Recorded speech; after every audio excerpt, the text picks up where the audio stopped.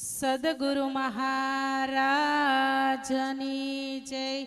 સત્ય સનાતન સતી ધર્મની જય. કલ્યાણ મહારાજની જય. તો પ્રથમ નમો ગુરુદેવને જેણે આપ્યું નિજાનું જ્ઞાન. જ્ઞાન ગોવિંદ ઓળખ્યા અને ટળી ગયું દેહ અભિમાન.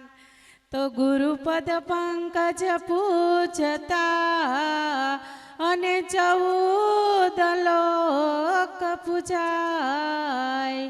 શેષ વિરાંશી શારદા ગુરુ તણા જસ ગાય. સદગુરુ મહારાજની જય.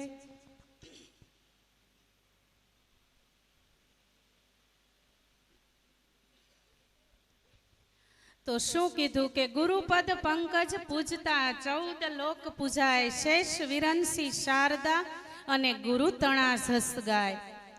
તો શું કીધું કે ગુરુના ગુણ ગાવા પડતા નથી, ગુરુના ગુણ ગવાઈ જાય છે. કેમ ગવાઈ જાય છે કે આપણે ઘણા જન્મથી આપણને કાંઈ ખબર નહોતી અને કાંઈ ખબર નહોતી. એની ખબર કોને પાડી? આ સદગુરુ મહારાજે પાડી. અને કઈ ખબર પાડી? કે આ જગતમાં તું કોણ છો. બધું જ્ઞાન બધાય આપે. આ જગતમાં જ્ઞાન દેવા વાળા ઘણાય છે, તૂટો નથી જ્ઞાનનો. પણ જે સાચું જ્ઞાન આપે ને એવા તા જગતમાં કોક છે. અને કોક કોણ હોય કે આ સંત મહાપુરુષ, આ સદગુરુ ભગવાન એ સંત સ્વરૂપે જ્યારે આ સૃષ્ટિ ઉપર આવે છે ને ત્યારે આપણે આ સદગુરુ મહારાજ સાચું જ્ઞાન આપે કે આ જગતમાં તું કોણ છો, શા માટે આવ્યો, શું કરવા માટે આવ્યો અને તું શું કરી રહ્યો છો. તો આપણે શું કરી રહ્યા હતા આ જગતમાં આવી? ન કરવાના કામ કરતા હતા, ન કરવાનું ખોટું કરતા હતા, જ્યાં ત્યાં ખોટું બોલતા હતા અને કોઈ આપણને સારા કામની ખબર જ નહોતી. લ્યો કે આ જગતમાં ભગવાનને મળવું હોય તો શું કરવું છે એની આપણને ખબર હતી નહીં. અને એ ખબર આજે આ સદગુરુ ભગવાને પાડી. એટલે સદગુરુના ગુણ આપણે ગાવા નથી પડતા, એ આપોઆપ ગવાઈ જાય છે. અને એટલા માટે આ શેષ વિરંશી શારદા એને ગુરુ તણો મહિમા શા માટે ગાયો છે? તો એવા દેવી દેવતાઓને પણ ગુરુનો મહિમા ગાવો પડ્યો. તો આપણે તો ગાઈએ જ ને. આજ તો ગુરુ મહિમા ગાવાનો દિવસ છે આપણા માટે. જેટલા ગવાય ને એટલા ગુરુના ગુણ ગવાય. કેમ કે જેટલા ગાશું ને એટલા આપણા માટે ઓછા છે. કારણ કે આ સદગુરુ મહારાજે જે જ્ઞાન આપ્યું ને એની આ જગતમાં કોઈ કિંમત પણ ન કરી શકે અને કિંમત ચૂકવી પણ ન શકીએ આપણે. કદાચ આ શરીર રહે ને ત્યાં સુધી એના ગુણ ગાઈએ ને તો એની કિંમત ચૂકવાય એવી નથી. એવું જ્ઞાન આપ્યું છે સદગુરુએ, અણમોલ છે. અને એક જીવન જીવવાની રાહ બતાવી દીધી કે આ જગતમાં કેવું તારે જીવન જીવવું જોઈએ. આ જીવન જીવવાની રાહ કોણ બતાવે? આવા સંત મહાપુરુષ. કારણ કે માતા પિતા આપણા માટે ઉપકારી છે, પણ માતા પિતા આવું સાચું જ્ઞાન આપતા નથી. તો સાચું જ્ઞાન માત્ર સદગુરુ મહારાજ આપે. અને બંધનોમાંથી છૂટા પણ કોણ કરે? તો સદગુરુ મહારાજ કરે. પણ બંધનોમાંથી છૂટા તો કર્યા છે, પણ આપણે ક્યારે થશું? જ્યારે વિકાર વિષય અને વાસના છૂટશે ને તો બંધનમાંથી મુક્ત થવાય, નકર થવાય એવું નથી. ભલે સદગુરુ કર્યા, આવા કદાચ 7 ગુરુ કરીએ ને તોય ન થવાય. પણ મુક્ત તો માટે પોતાને જ થવું પડશે.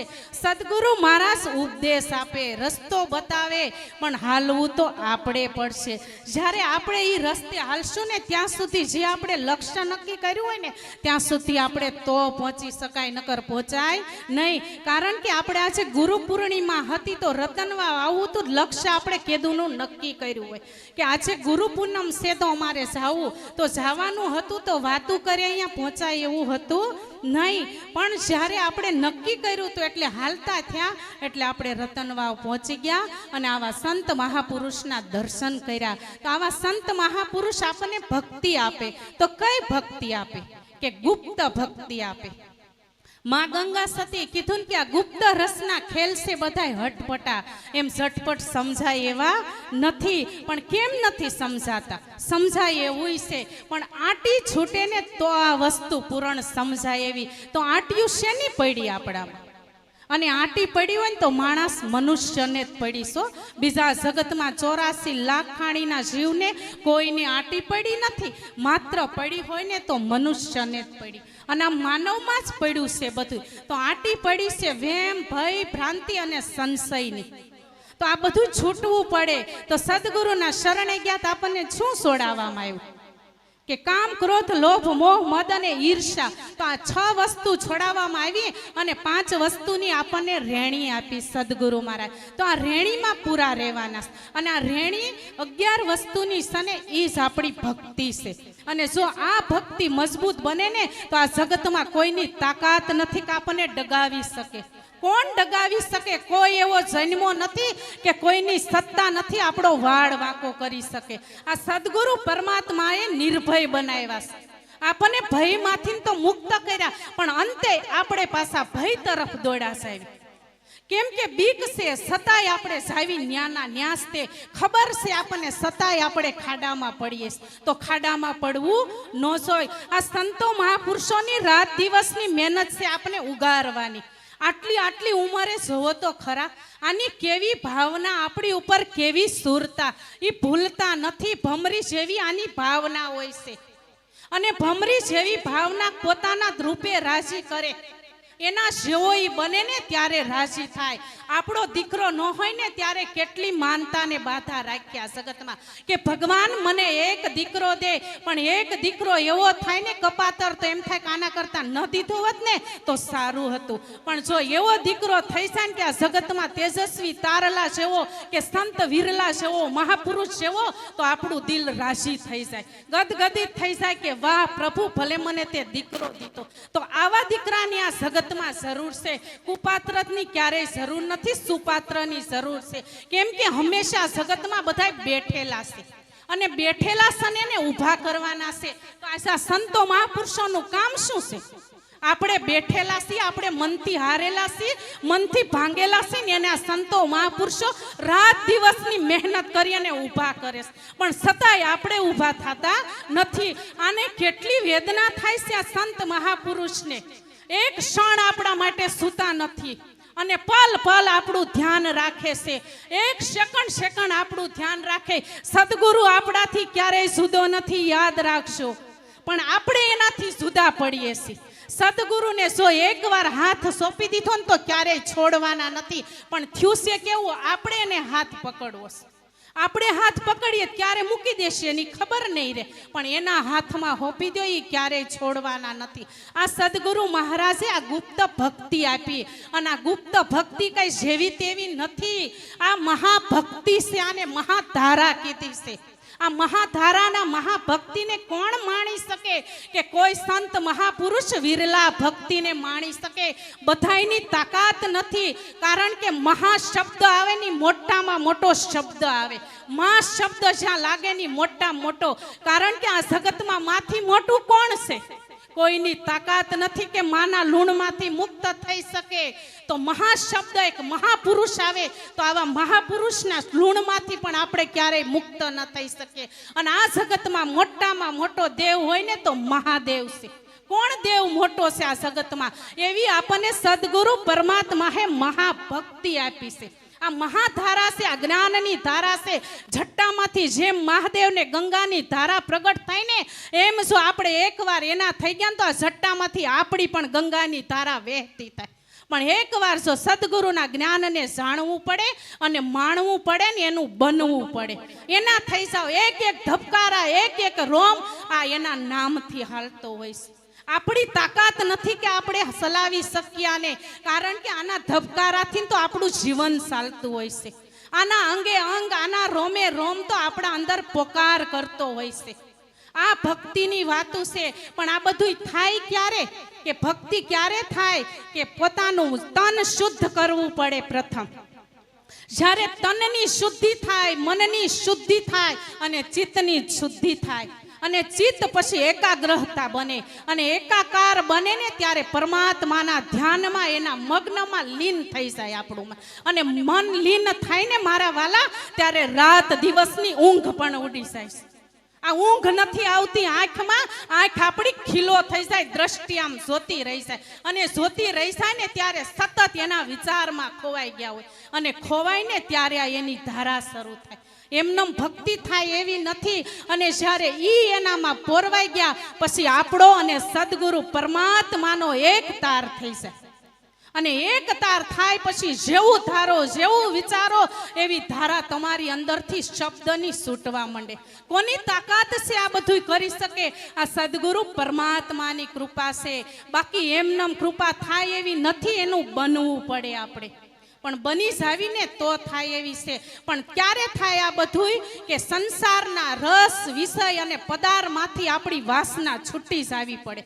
હજી તો આપણે સંસારમાં છીએ, રસ વિષય વાલા લાગે, પદાર્થ વાલા લાગે, આ બધાય ભોગ વિલાસ વાલા લાગે, તો આ બધાયમાંથી મુક્ત થવું પડે અને જ્યારે મુક્ત થાવીને ત્યારે સદગુરુનું આપણું અંગે અંગ પરમાત્માને મળવા માટે આકુળ અને વ્યાકુળ થઈ જતું હોય છે.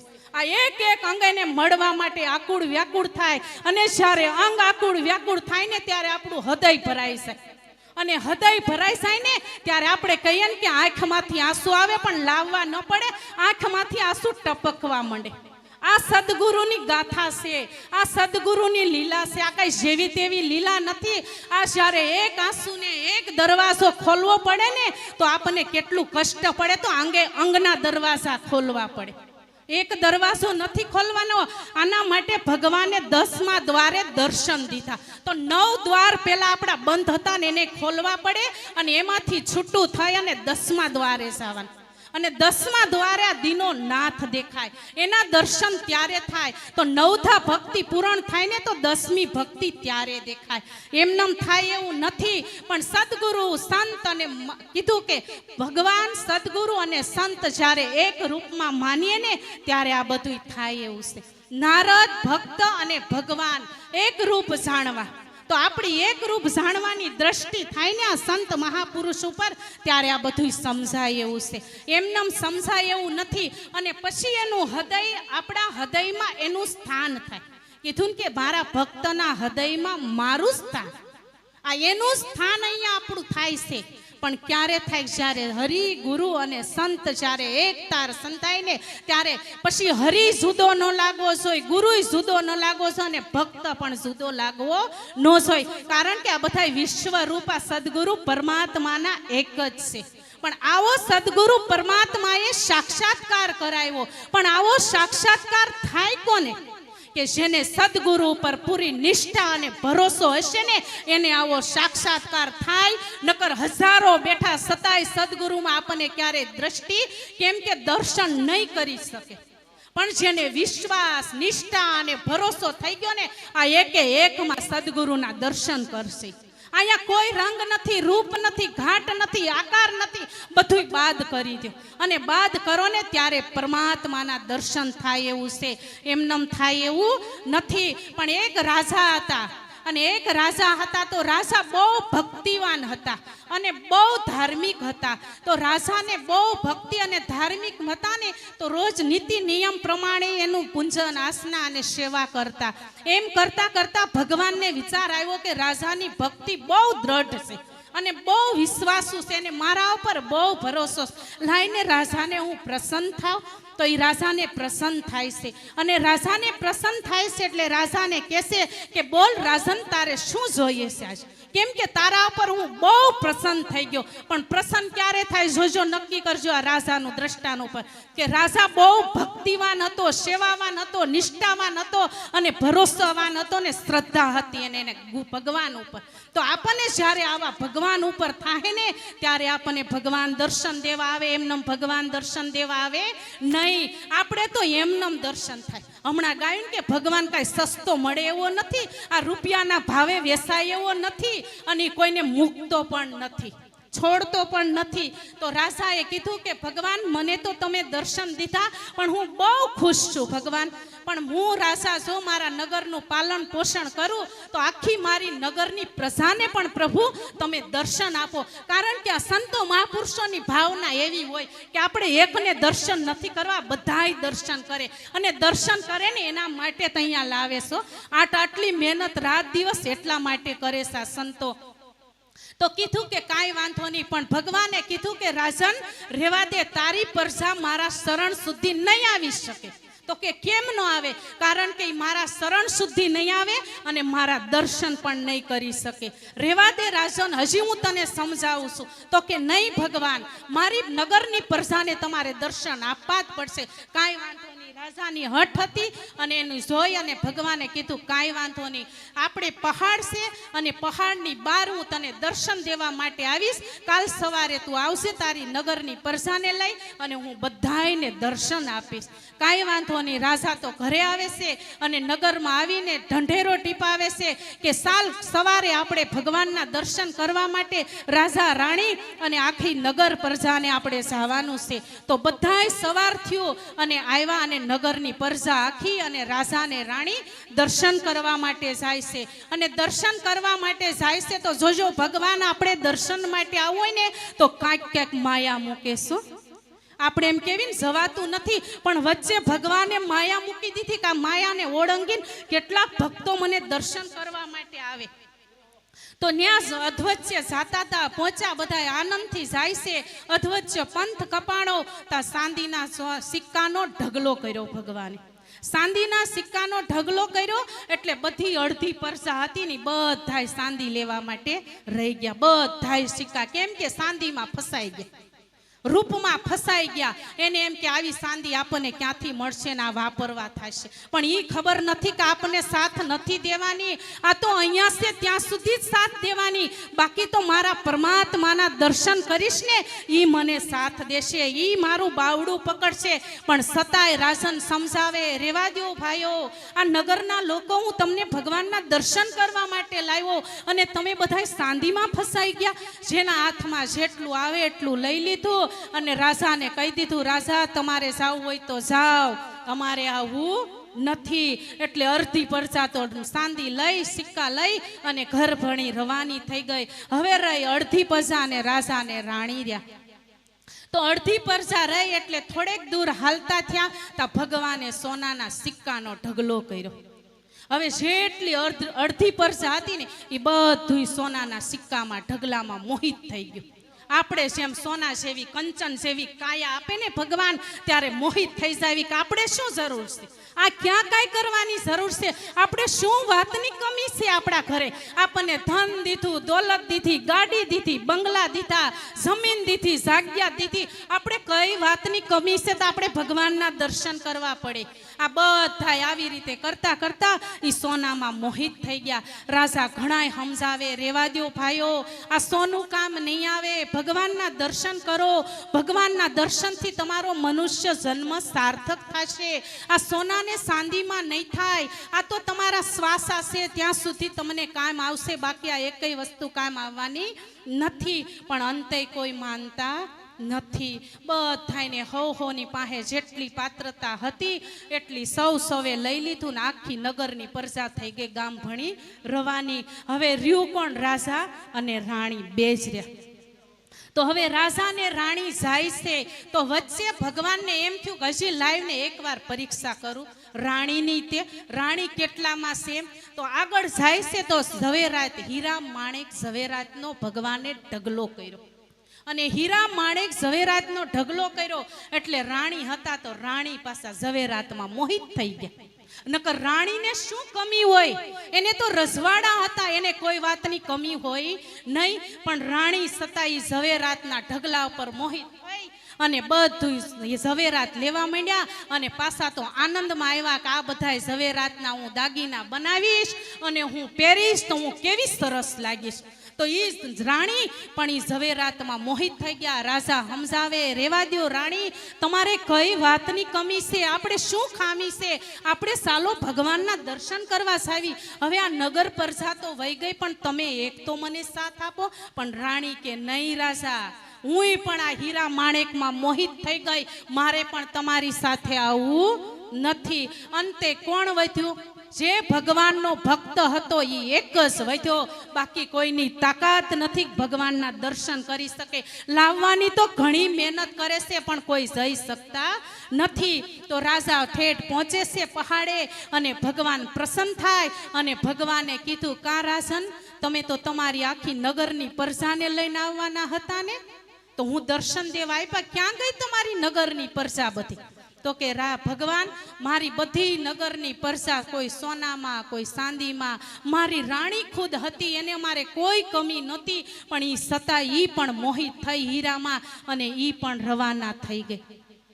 ઈ પણ આવવા માંગતી નથી. અને એક રાજાએ દર્શન કર્યા, બાકી કોઈની સત્તા રહી નહીં. એમ આપણે ગમે એટલું કરશું, પણ જે ભગવાનનો ભક્ત હશે, જે સદગુરુને ઓળખી લીધા હશે, જે પરમાત્માનો થઈ ગયો હશે, ઈ જ પરમાત્માના દર્શન કરશે. બાકી કોઈની તાકાત નથી કે ભગવાનના દર્શન કરે, કે ભગવાનના શરણ શુદ્ધિ આવે.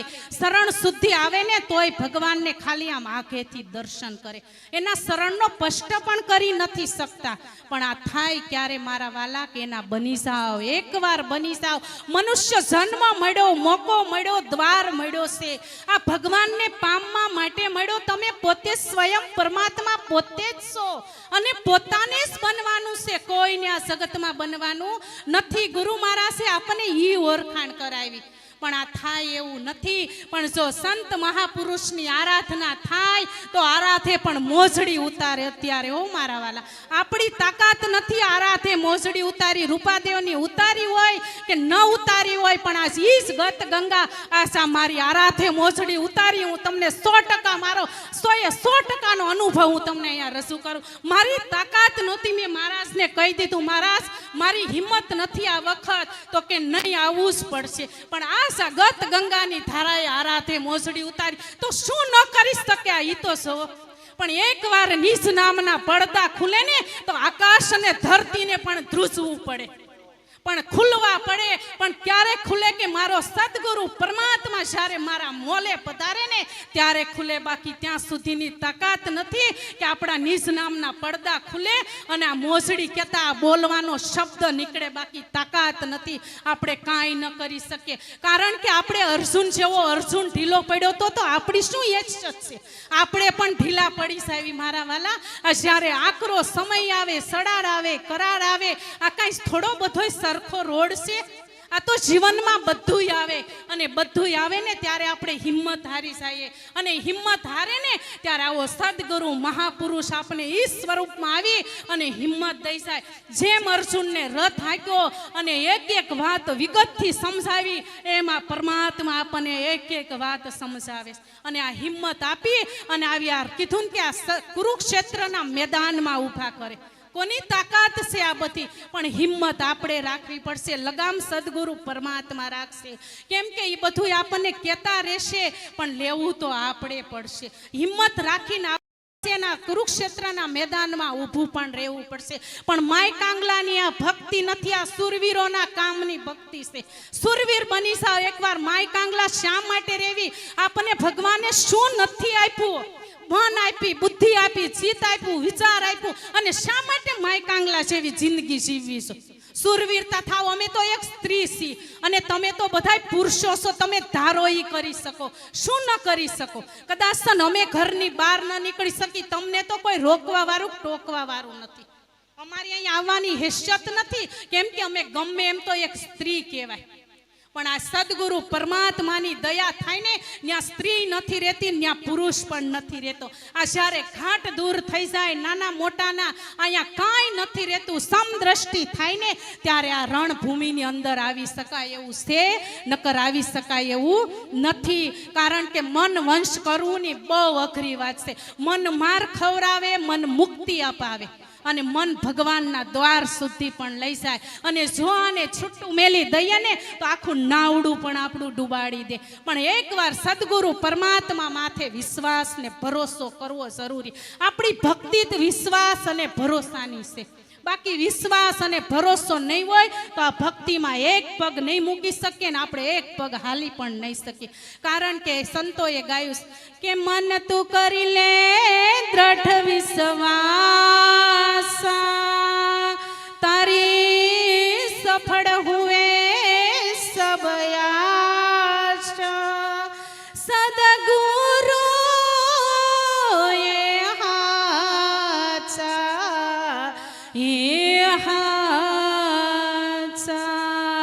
નરસિંહ મહેતાના પડચા પૂર્યા 25-50 તોય નાગરોને નક્કી થયું નહીં. અને દુંભાઈ વાયા હરિ કે દાસ સદગુરુ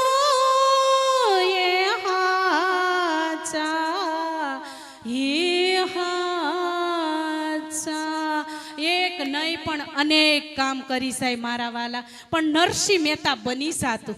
નરસિંહ મહેતા નામમાં રહ્યો અને ભગવાન એના કામમાં રહ્યો. આપણે જો એના નામનું ભજન કરશું ને તો કામ તો એ આપોઆપ કરી શકે. ગમે એવું કામ હોય તમારા ઘરની અંદર તો પરમાત્મા સદગુરુ આવીને આપણું ગમે એ રૂપમાં આવીને આપણું કામ કરી શકે. પણ આપણે નામ ઉપર રહેતા જ નથી અને નામનું ભજન પણ નથી કરતા તો સદગુરુ કામ ક્યાંથી કરે? આપણી વાડી હોય અને કોઈ મજૂર કામ કરવા ન આવે ને 200 રૂપિયા માંગે તો આપીએ ખરા? આપણે ન આપીએ. કહીએ કે ભાઈ પેલા મજૂરી કરવા આવ્યો તો 200 ના 300 આપો. એમ જો આપણે આ સદગુરુના નામની મજૂરી કરીએ ને તો એ વ્યાજ સહિત સદગુરુ આપે. પણ એકવાર થાવું પડે. કેમ કે ભગવાન જો કંડલપુરની અંદર આવ્યો હોય તો એ ક્યાં ગયો તો? પુંડલિક ક્યાં ગયો તો? ક્યાંય નહોતો ગયો. માત્ર મા બાપની સેવા કરી તો ભગવાન એનો દરવાજો ખખડાવાયો. આપણે જો આ કરશું તો ભગવાન આપણા દ્વાર સુધી આવે. આપણે ક્યાંય જાવું નહીં પડે. કેમ કે ભગવાન ક્યાંય નથી. ભગવાન સર્વ વ્યાપક છે. આપણે એક મંદિરમાં માનીને બેઠા પણ મંદિરમાં એક ભગવાન નથી. ભગવાન સર્વ વ્યાપક છે. તો સર્વ વ્યાપક કણ કણમાં રસ રસમાં છે તો એ ત્યાં પ્રગટ ન થાય? થાય. બધાયમાં એ પ્રગટ થાય અને તમને હોકારો પણ આપે. આ સદગુરુ છે. આ કોઈ બીજો સદગુરુ નથી કે એકના બંધનમાં નાખે. પણ થાય કેવું? જ્યારે કોઈની અંદર એવી નિર્ભયતા થઈ જાય તો આ ભક્તિ થાય એવી છે. આપણે કોઈ રસ્તા ઉપર જતા હોય ને આવી અંધારી રાત હોય, 1-2 વાગ્યા હોય અને આપણી પાસે 10 લાખ રૂપિયા હોય અને 10 લાખ રૂપિયા હોય અને આટલા સોના ચાંદી હોય અને જાતા હોય ને જે સમરણ ભગવાનનું થાય ને એવું દિવસનું નહીં થાય. કેમ કે એ ભય ગરી ગયો કે હમણાં 100 લોકો આવશે અને અમને લૂંટીને મારી નાખશે. આવો ભય કરી ગયો એટલે ભગવાનની કિન કે સાલિસા કરે. જેને યાદ કરતા હોય એટલા ભયથી કરે ને તેની કોઈ સીમા નહીં. એને બીક ગરી ગઈ. એમ જો આપણને એકવાર એમ બીક ગરી જાય ને તો સદગુરુ પરમાત્માનું ભજન થાય એવું છે. જ્યાં સુધી આપણને એમ થાય ને કે કાંઈ નહીં કરો ને આનંદ મોજ મનુષ્ય જન્મ મળ્યો એને મોજ શોખ ખાવા પીવા માટે મળ્યો. સાહું કરવાની જરૂર તો ક્યારેય આપણે ભયમાંથી મુક્ત થવાના નથી અને તો આપણું ક્યારેય ભજન થવાનું નથી. પણ નક્કી કરી લેવું જોઈએ કે મારે ભજન કરી લેવું જોઈએ ને ભજન કરવા માટે જ મનુષ્ય જન્મ. ખાવું તો આ જીભને સ્વાદ છે. જીભને ગમે એવું આપો તો એને શું ફેર પડે? આપણને એ જીભ સ્વાદ લેશે. આપણે એને સ્વાદને શું લેવા દેવા?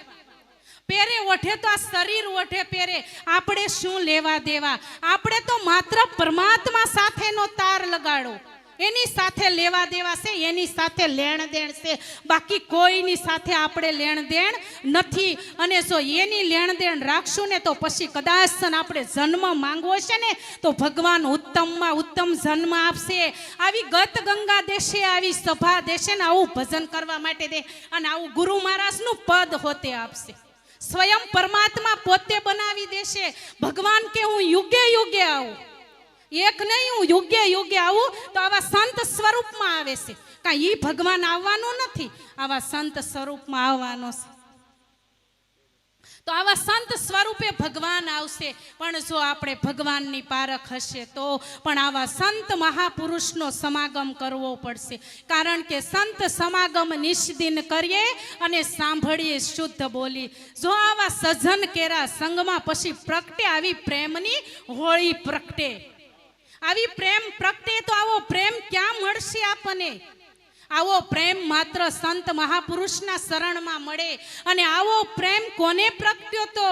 વિદુરની નારીને પ્રગટ્યો તો. દેહનું ભૂલી ગઈ ભાને, કેળાની માત્ર સાલમાં હરીને રીઝાવી દીધા. આવો પ્રેમ પ્રગટ્યો સબરીને, એઠા બોર ખવરાવી દીધા. તો આપણી તાકાત હોય ને તો આવો પ્રેમ પ્રગટાવો તો ભગવાન ગમે એ ખાવા માટે આપણા ઘરે તૈયાર થઈ જાય. એને કાંઈ 32 ભોજન નથી જોતા. કારણ કે તો 32 ભોજન તો દુર્યોધનના ઘરે પણ હતા. તો દુર્યોધનના ઘરના ભોજન મૂકી અને વિદુરના ઘરની ભાજી શા માટે ખાધી હશે? 56 ભોગ મૂક્યા પડતા, પણ કીધું કે આવો ભગવાન જમવા. પણ ભગવાને કીધું કે જો દુર્યોધન તારા ભજનમાં ભાવ નથી તો મારે તારા ઘરનું અન્ન પણ ન ખવાય. અને ભલે મારે વિદુરના ઘરની તાંસરિયાની ભાજી ખાવી પડે એ મને મંજૂર છે, પણ તારા 32 ભોજન બનાવ્યા, 56 ભોગ બનાવ્યા, પણ તારો માત્ર ભાવ નથી. અને ભાવ ન હોય ને તો ભગવાન ભોજન ના રાગે તો આપણા ઘરે ક્યાંથી આવે? ઘરે તો ન આવે તો આ દેહ મંદિરમાં પણ ક્યાંથી આવે? અને આપણને ભાવ હોય ને તો જ મંદિરમાં આવી. અને આપણા બધાયનો ભાવ પરમાત્મા ઉપર હતો ત્યારે અહીંયા દર્શન કરવા માટે આવ્યા. એમનેમ કોઈ અહીંયા આવ્યું નથી. હવે કદાચ બોલવામાં ભૂલ થઈ હોય તો માફ કરજો સદગુરુ મહારાજ.